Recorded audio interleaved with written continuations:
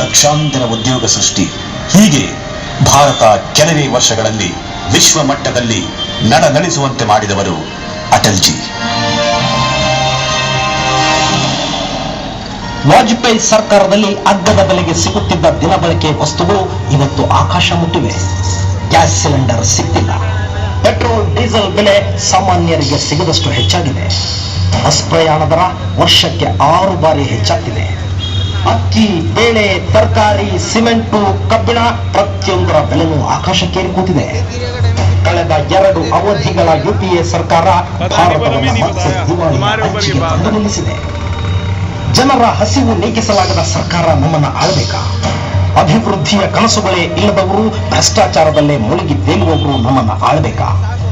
ಅಟಲ್ಜಿ ಅವರ ನಂತರ ಭಾರತಕ್ಕಿನ್ನು ಭವಿಷ್ಯವೇ ಇಲ್ಲವೇ? ಈ ಪ್ರಶ್ನೆ ಉದ್ಭವವಾದ ದಿನಗಳಲ್ಲೇ ಇಲ್ಲಾಗಿದೆ ಮತ್ತೊಬ್ಬ ವಿಕಾಸ ಪುರುಷನ ಉದಯ.